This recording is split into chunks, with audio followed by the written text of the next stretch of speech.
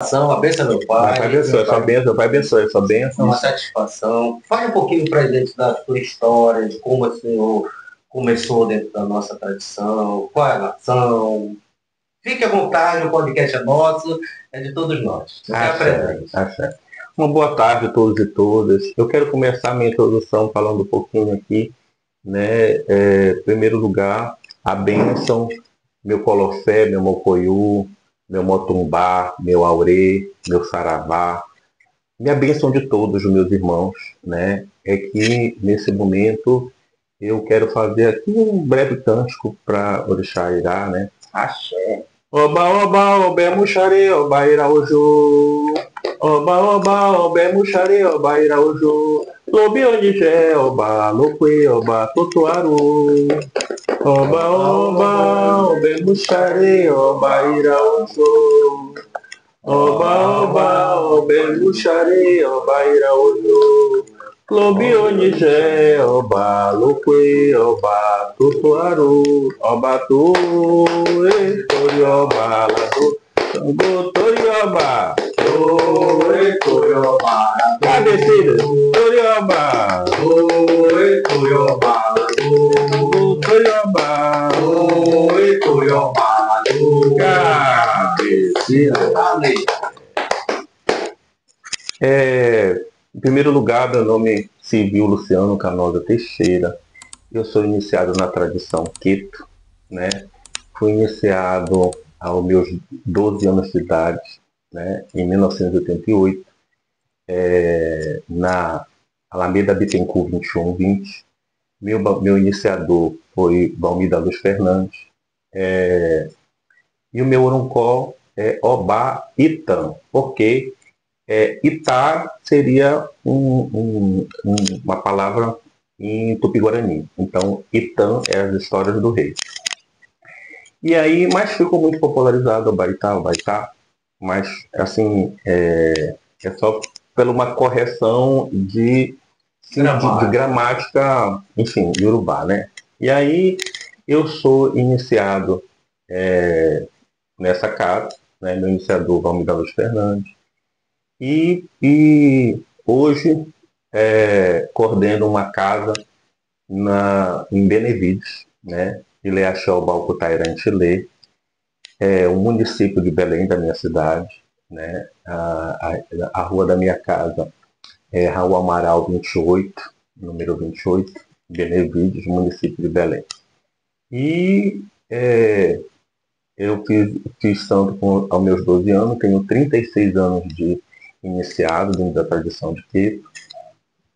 E com o passar do tempo, deu a minha obrigação de 14 anos, com o pai de Funã, pai Ramundinho, por algumas situações da vida. E hoje estou, dei a obrigação de 14 anos com esse Babalorixá de Salvador. E hoje estou ainda, né, com ele e dentro desse município de Belém, com essa casa que é localizada em Benevides.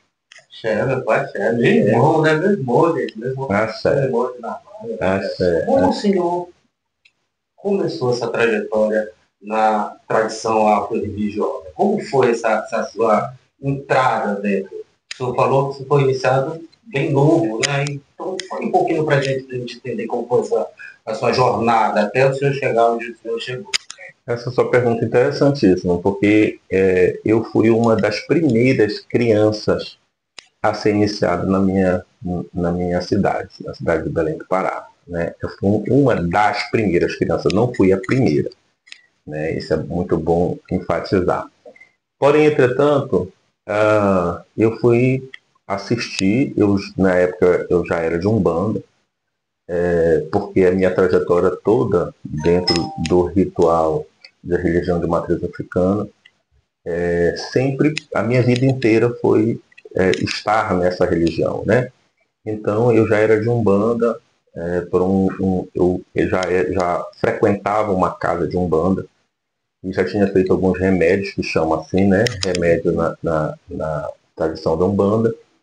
E dentro dessa tradição, né, eu já balançava com alguma encantaria, já tinha os primeiros contatos ali com o povo da Encantaria, né? Meu caboclo chama Antônio Légua, que é o primeiro caboclo que raiou na minha cabeça com 9 anos de idade.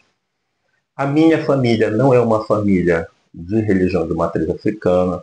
A minha família é um pouco diversa, né? Porque uns é católicos, outros evangélicos, outros não têm religião.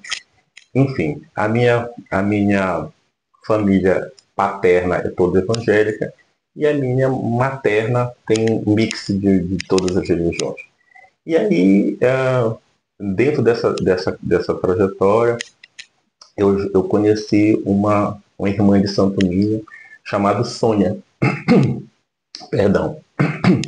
Essa Yalorixá, chamada Sônia, fez santo onde eu fui iniciado na casa do Pai Vami, que hoje é a mãe Yatunã, uma Yalorixá de Iemanjá.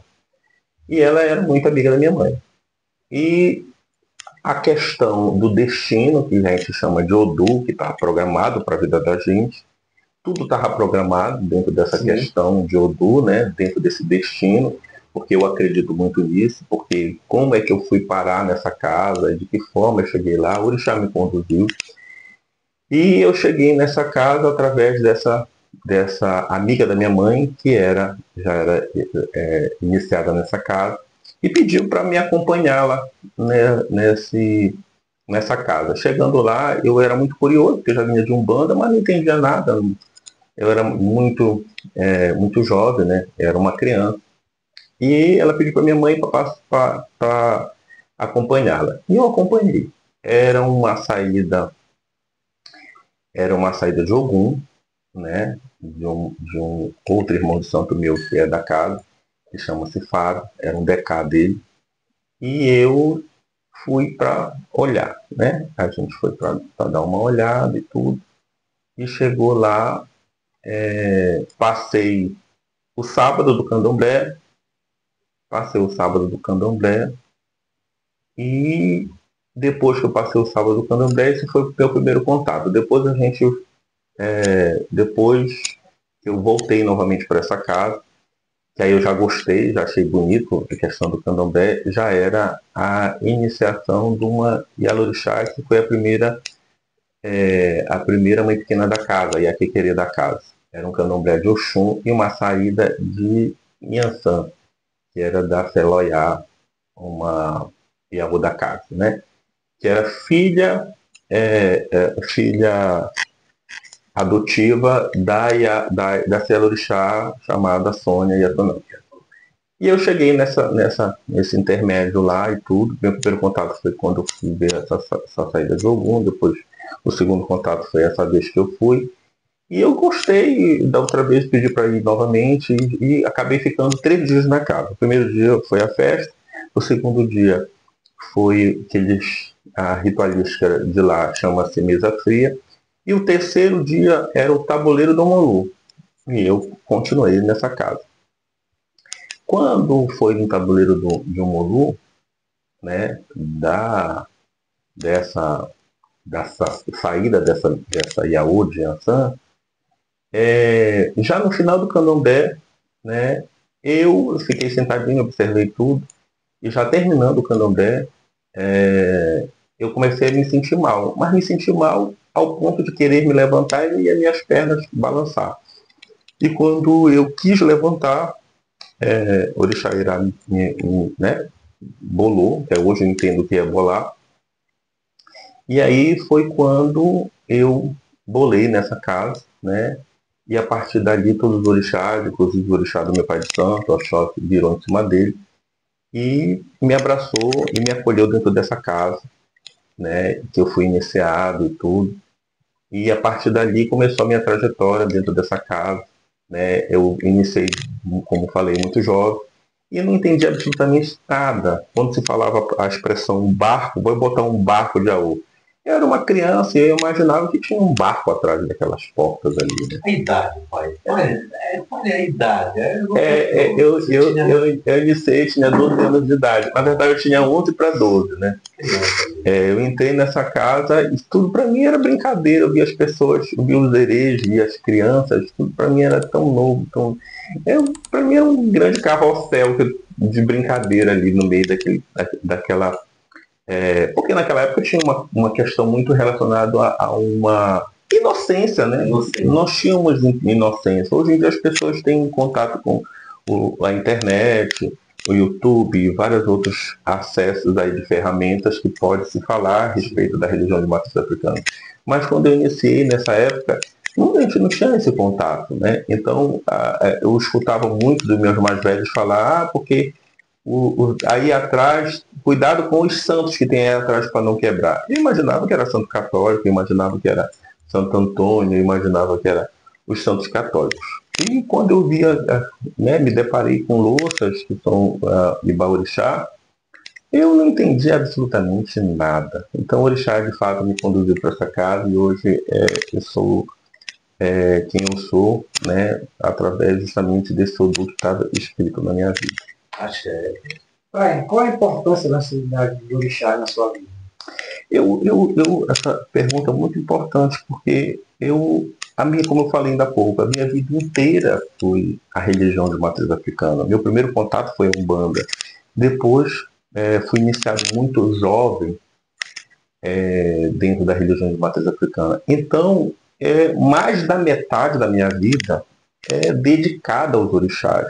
Então, a importância que tem para mim é tudo que eu sou. Se eu sou quem eu sou hoje, eu agradeço aos orixás. Se eu sou quem eu sou hoje, eu agradeço a força dessa encantaria desses orixás que me levantam todos os dias e que me fazem eu acreditar nesse amanhã, que me faz acreditar que, de fato, essas energias, não só pela existência dessas energias, dessa ancestralidade, e esse entendimento que eu tenho de que todos os dias dizer que é o ar que eu respiro, é tudo para mim, é quem eu sou hoje. Quais são os principais ritos praticados no seu terreiro? Eu sou iniciado no Queto, né? Então a liturgia da minha casa é uma liturgia, e dentro do calendário é uma liturgia que tem essa relação com a nação Queto, né? E obviamente a minha casa, ela foi, existe aí eu gostaria de contar esse breve esse histórico da casa, da fundação da minha casa. A minha casa, quando eu comecei, como eu falei, na Umbanda, eu já tinha contato com os caboclos. E um dos caboclos que veio né, na minha cabeça, no meu ori, chama-se Cabocla Erondina. Essa entidade, que é a nossa entidade famosa dentro de Belém, que são as três princesas, Mariana, Jarina e Erondina, ela foi realmente uma mãe na minha vida, porque a Cabocla Erondina foi quem me deu rumo de verdade, foi quem me colocou para ser quem eu sou hoje, porque foi através dela que ela teve os primeiros contatos com os clientes, né? O caboclo que vem falar, o caboclo é o agregador, né? Os orixás é essa força da natureza incrível, mas quem vem trazer, quem vem falar com os clientes, quem vem resolver as coisas, são realmente a nossa encantaria. E a Cabocla Erondina, ela foi isso na minha vida. Ela chegou, ela agregou e conseguiu, de uma certa forma, através de vários trabalhos, conseguiu um espaço que, quando eu entro no candomblé, eu passei algum tempo, mesmo com meu decá, meu oiê, ainda não tinha casa aberta. E foi ela que disse, não, vamos trabalhar, e meu filho merece essa casa. E foi ela que conseguiu um espaço, e esse espaço, que é no município de Benevides, como eu falei ainda há pouco, esse espaço foi conseguido através da Cabocla Erondina, né? E a partir dali foi fundado A primeira casa, porque a minha casa, a gente rege lá nesse espaço dois terreiros, né? Um é o terreiro dela, terreiro de São Sebastião Caboquerondina, e depois o outro espaço que é Ileaxel Balcutairã Tilê. Esse primeiro espaço que ela conseguiu, né?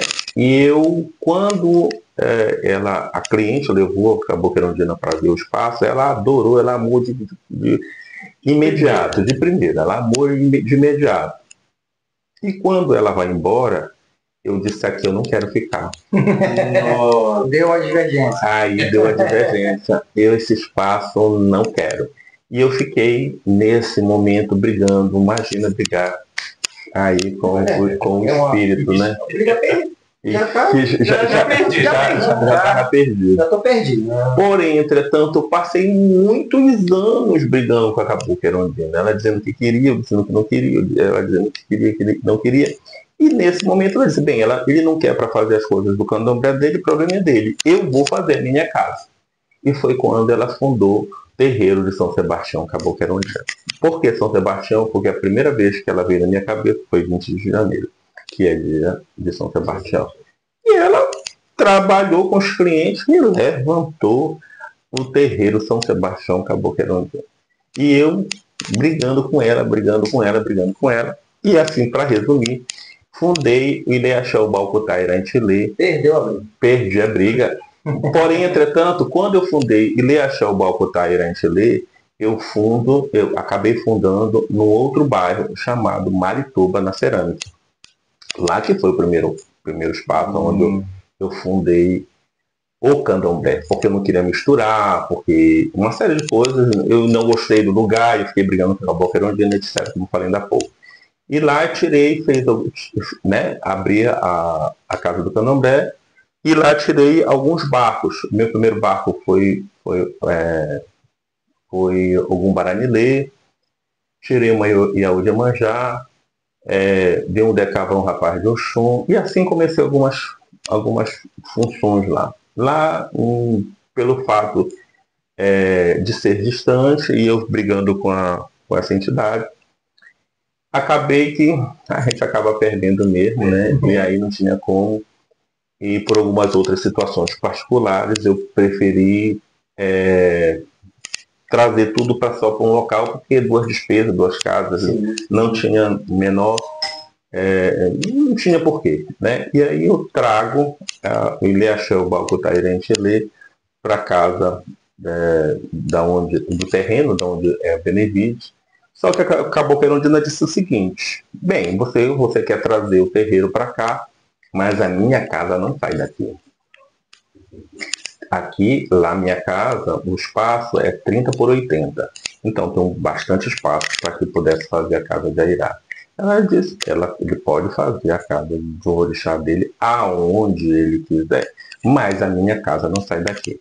Então ficou a casa de Caboquerondina na frente e eu acabei colocando o espaço no mesmo espaço praticamente. E aí ficaram duas casas, e aonde rege lá dois momentos. Então, a primeira casa, o calendário começa com a festa da Caboquerondina em janeiro. Eu falei isso justamente para entender o porquê que começa a liturgia da minha casa, o calendário, no mês de janeiro. No mês de janeiro, por conta de São Sebastião, é feita a festa da Caboquerondina em janeiro. Logo depois da festa da Caboquerondina, a festa que seria o Agerê e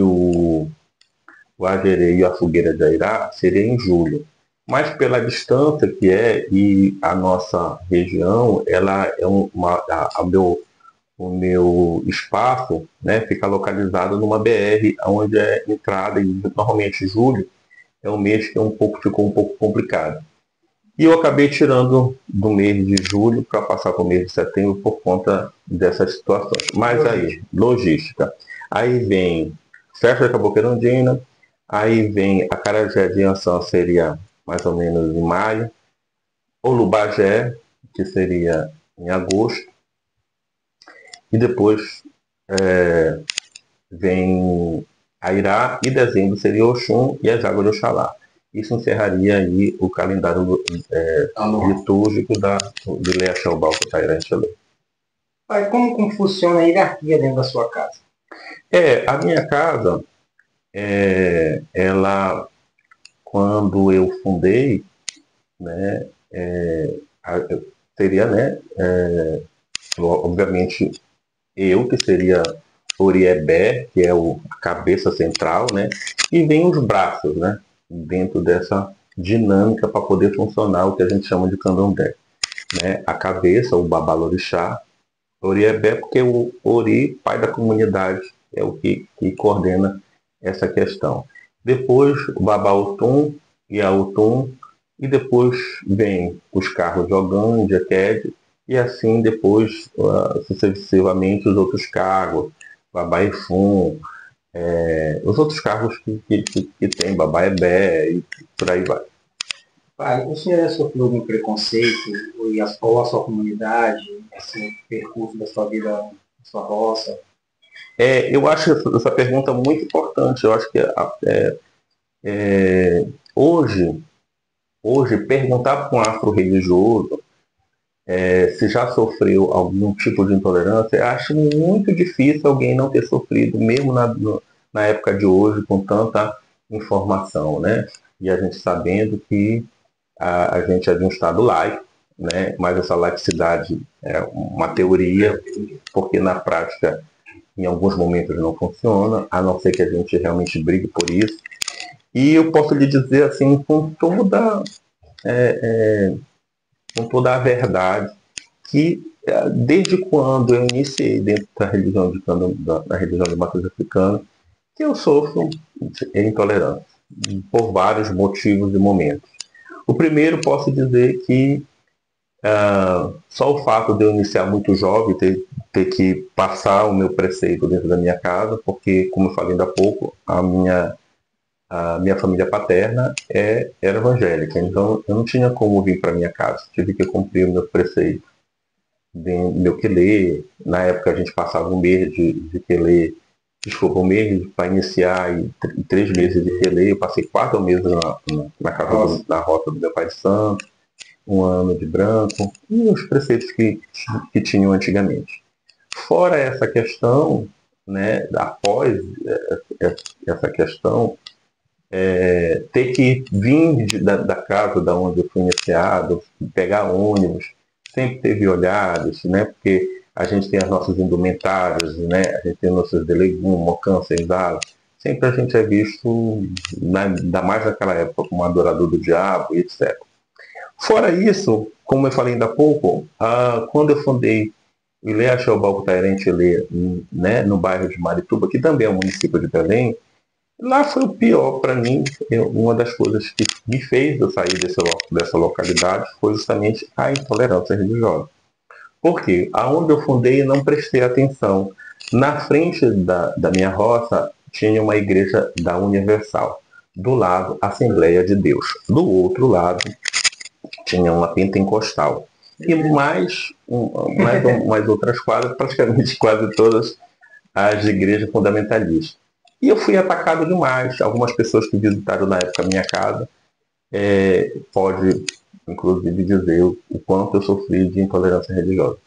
Fora isso, na minha casa mesmo, eu moro aqui na Travessa Angostura 2301, porque os espaços de onde eu estou colocando são espaços de culto. Eu não moro na casa do candomblé, eu moro na pedreira. E da minha própria casa, há uns 5 anos atrás, tive um problema sério, porque sempre a gente vai estar esbarrando com um vizinho que não gosta, com uma defumação que incomoda. E, como eu falei ainda há pouco, sempre aqui, eu e a minha mãe biológica, é de Minas, de Umbanda também, no lugar também onde eu fui iniciado da Umbanda, e fui preparado. E sempre os caboclos estão, de vez em quando, vêm para falar com clientes, etc. E aí, dentro da minha casa, a gente também, né, como eu falei, perguntei ainda há pouco, a gente, quase que todo paraense louva a Tranca-Rua das Almas, ou Tranca-Rua de Embaré, enfim, Tranca-Rua que for o caminho de Tranca-Rua daquela pessoa. E aí o que acontece? Eu sempre faço, né, em agosto, a maioria de nós todos paraenses fazemos em agosto, e a gente louvou aqui um momento de Tranca-Rua, e uma semana depois teve um vizinho que fez uma denúncia anônima, que é sempre anônimo, porque eles nunca vão se mostrar quem eles de fato são. E essa denúncia anônima é que estavam no meu bairro, eu moro na Angostura, e dentro do espaço de onde eu moro, nessas transversais, estava sumindo uma série de gatos. E que esses gatos eu que tinha feito alguma rito satânico com esses bichos, né? E aí veio aqui a Dema, eu me deparei aí com várias órgãos na minha porta. E aí eu, da época, fiquei muito desorientado, inclusive também minha mãe ficou muito desorientada, porque isso foi logo pela manhã. E a gente acabou não tirando foto, não fez nenhum registro, não bateu a foto justamente dessa denúncia. E assim é o que se chama de intolerância religiosa. Ou seja, passei por vários momentos. Só para frisar, para você que vai assistir o podcast, intolerância religiosa é que a nossa religião era amparada constitucionalmente.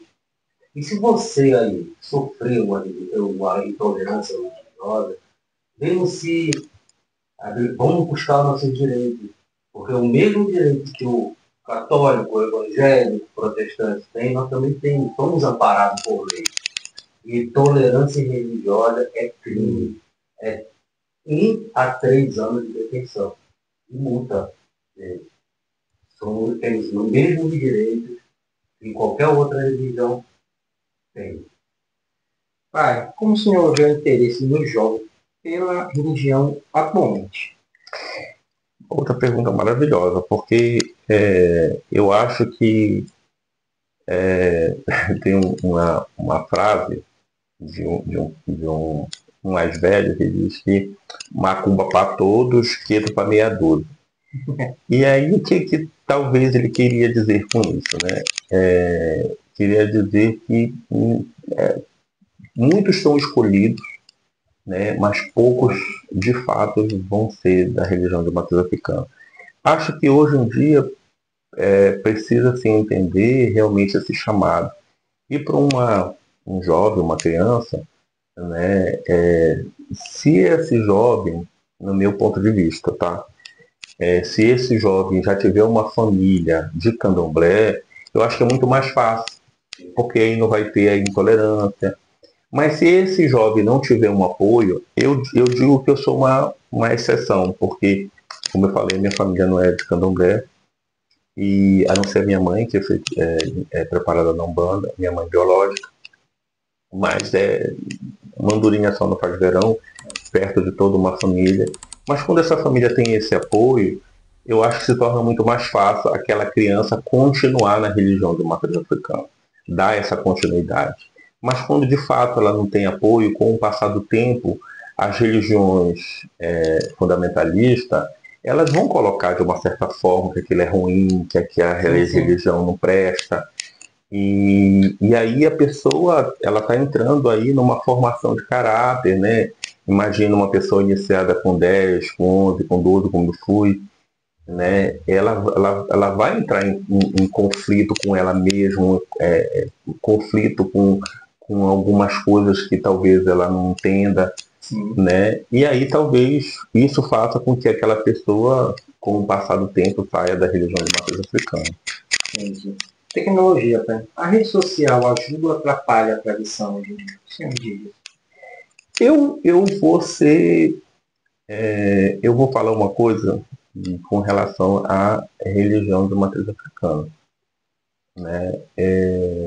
Eu acho que essa ferramenta é uma ferramenta importantíssima, é uma ferramenta que através desse contato dessa ferramenta, fez com que abrisse um leque de informação. Esse leque de informação fez com que a gente entendesse até o que de fato é o candomblé. O candomblé, na verdade, ele é uma dinâmica que só existe no Brasil. A gente sabe que a África, a dinâmica é totalmente diferente. Sim.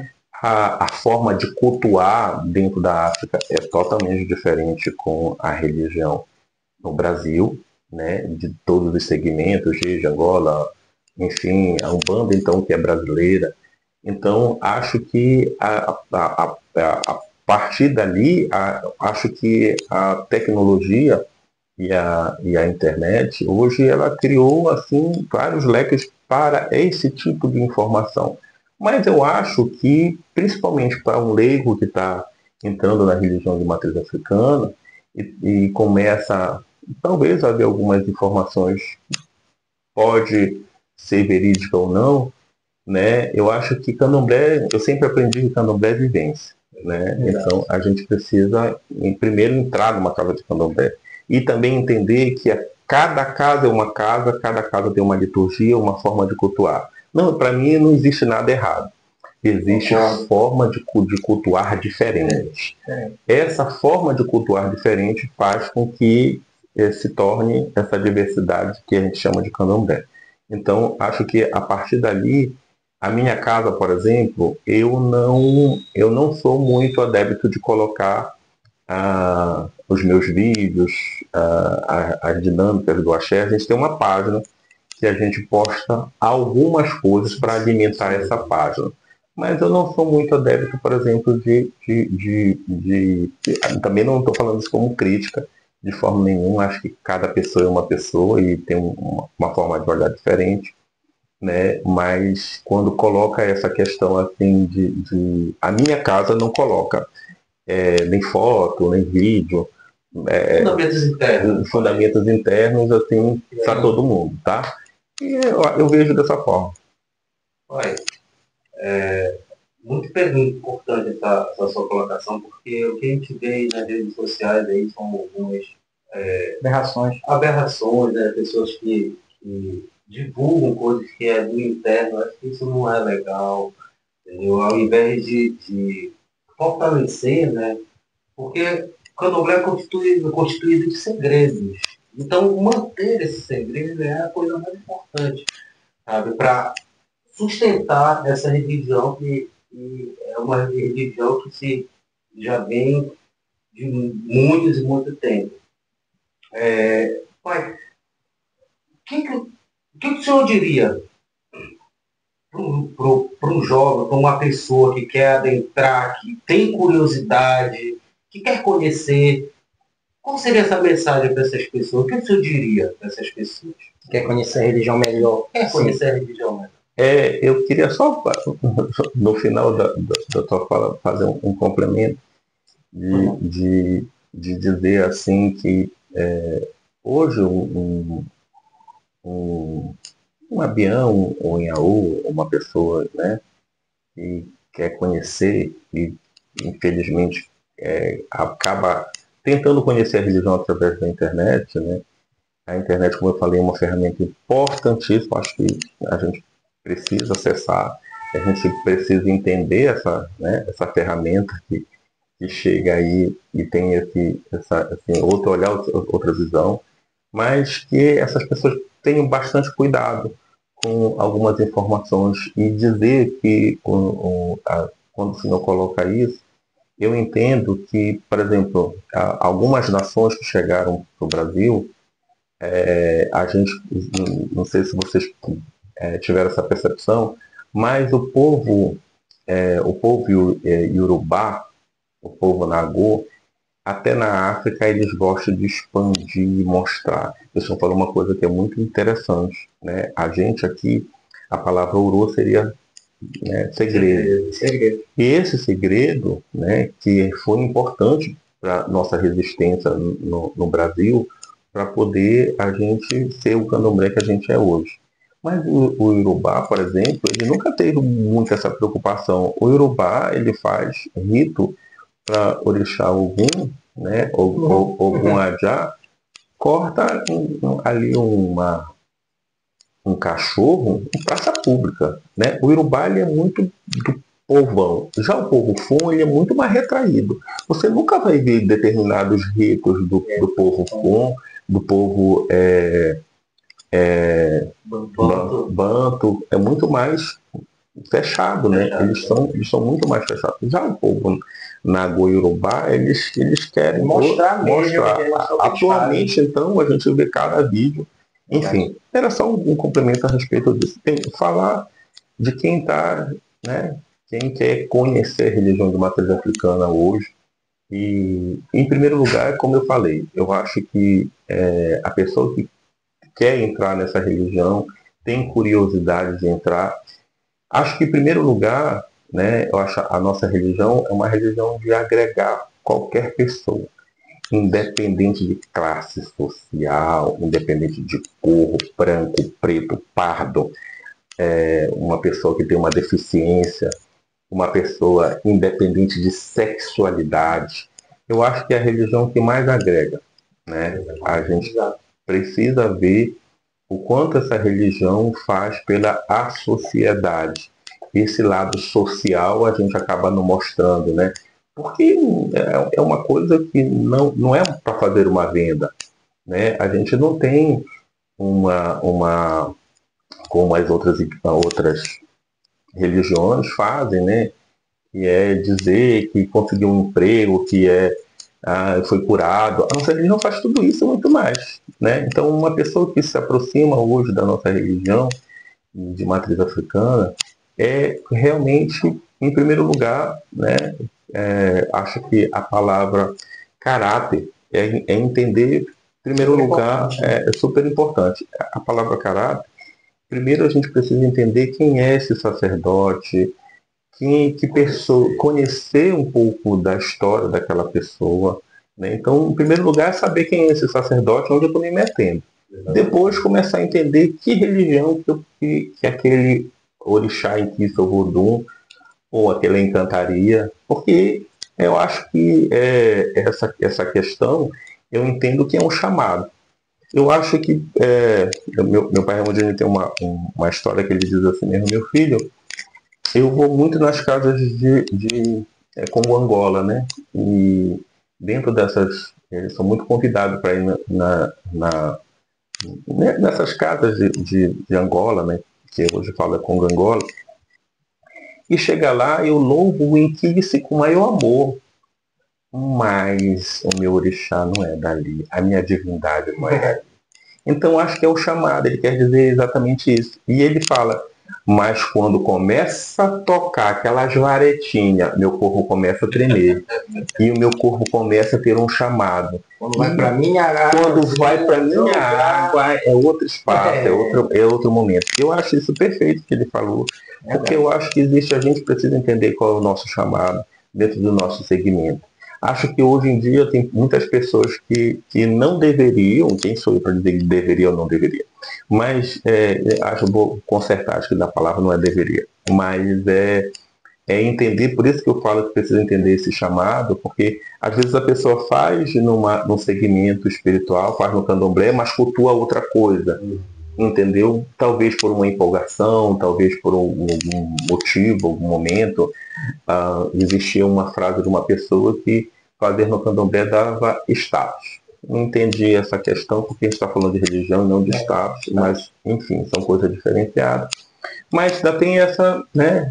Tem pessoas que ainda têm um pouco desse raciocínio, e acho que eu penso sempre dessa forma: se você é de Umbanda, levante a bandeira da Umbanda.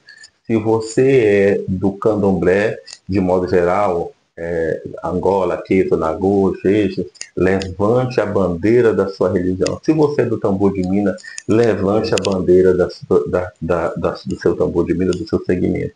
Porque através dali, a gente é tudo junto e misturado. A gente precisa entender isso, que eu acho que existe aí, talvez por algumas dominâncias que existem, não só no nosso país, mas, enfim, né, por algumas lideranças, essa segregação, né, a separação. Sim. E essa segregação, acho que é um eu acho que a gente precisa fazer uma grande reflexão a respeito disso. A gente não tem que se separar de forma nenhuma. Por quê? Né? Pelo contrário, aí entra essa questão. Desde que eu me entendo dentro do candomblé, que se fala em união. Acho que para além de união, a gente precisa se respeitar. Porque não adianta a gente falar, levantar a bandeira de que a gente vai ser unido, porque a gente não tem um respeito se não tem um respeito por trás. A gente tem que ter, acima de qualquer coisa, a gente só vai se unir se a gente se respeitar. E a partir dali, a gente começa a entender que é uma estratégia para a gente se separar. Hoje em dia a gente vê algumas falas dizendo que fui no candomblé e o xirê foi não sei o quê. A gente vê algumas falas de desagregação. Então a gente precisa, enquanto mais velhos, é que eu peço aqui vocês que são, né, são orgãos que estão aí fazendo esse grande trabalho dentro desse canal, e essas pessoas que também estão assistindo, precisam entender que a gente, cada segmento, é aquilo que eu falei, não existe nada errado. Existe forma de cultuar diferente. E está tudo certo e está tudo maravilhoso. Porque a gente nunca vai encontrar perfeição dentro dessa religião. Porque tudo vai ser junto e misturado. O próprio Queto tem um pouco de Jeje, tem um pouquinho de Angola, tem um pouquinho... ali é que está tudo misturado mesmo. Né? Então, se a gente for entender esses africanos que vieram roubados desse... Né, que foi sequestrado desse, né, do país deles para cá, né, o africano que foram escravizados, esses africanos que foram escravizados, eles não vieram realmente no navio, olha, isso aqui vai ser só Queto, isso aqui vai ser só Jeje, isso aqui vai ser só Angola, isso aqui vai ser só... Veio todo mundo junto e misturado para se formar e se uniram. Porque aí que o senhor falou é verdade, porque se eles não tivessem unido dentro do navio, o candomblé não tinha sobrevivido no Brasil. No Brasil. Exatamente. Eles se uniram para fazer o candomblé. E não estaria o que está hoje. Só que hoje existe aí um pensamento de desagregação. Sim. Existe um pensamento de segregar, né? Separar. Isso. E é o que a gente precisa, como mais velho, colocar para essa reflexão, para as pessoas começarem a pensar ou repensar o que é a nossa religião, que a nossa religião já passou por muitas coisas. A gente precisa, em primeiro lugar, já que a gente é de uma cultura que louva a ancestralidade, os nossos ancestrais passaram coisas que a gente nem pode imaginar para ter o que a gente tem hoje. Hoje a gente vestir uma indumentária, botar um ian, botar um gobi, botar uma roupa ancestral dentro dessa liturgia da nossa religião, é realmente ter orgulho. Mas para a gente fazer isso, eles penaram muito, sofreram muito, muitos morreram, né? Muitos passaram as piores humilhações que possa imaginar, que a gente nem possa imaginar, né? Então a gente precisa honrar a nossa ancestralidade. E para que a gente honre a nossa ancestralidade, a gente precisa realmente fazer com que cada pessoa se conscientize do que veio fazer dentro da sua missão. Seja ela no Angola, seja ela no Nagô, seja na Umbanda, seja no Tambor de Mina. Né? Eu acho que hoje, para mim, eu não reparo nada.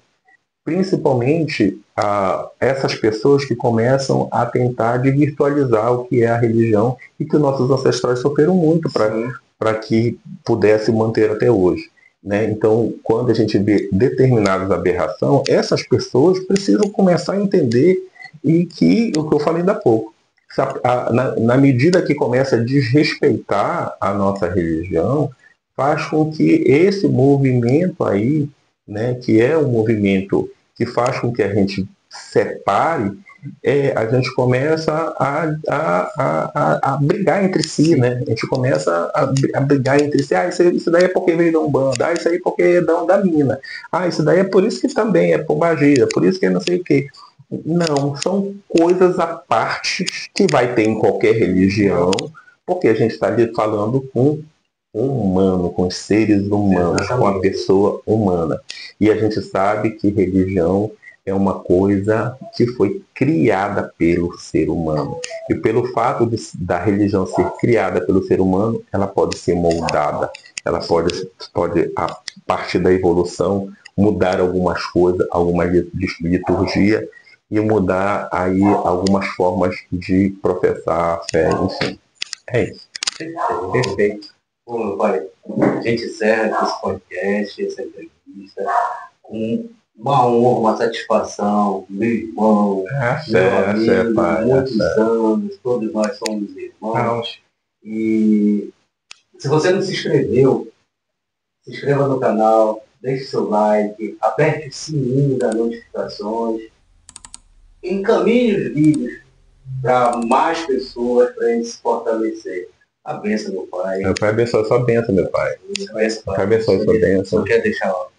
Eu quero só aqui pedir aqui, né, através desse canal, que cada pessoa, né, que está nos assistindo, realmente, além de contribuir aqui com tudo que já foi dito, dizer e agradecer, né, justamente o que vocês estão fazendo, porque é muito importante a gente divulgar a nossa religião, né, e muito obrigado, assim, por vocês terem nos chamado para contribuir a respeito da religião e dizer para cada débito, a pessoa que está querendo, né, nos assistir, muito axé, muito aurê, muita prosperidade, muito oiê.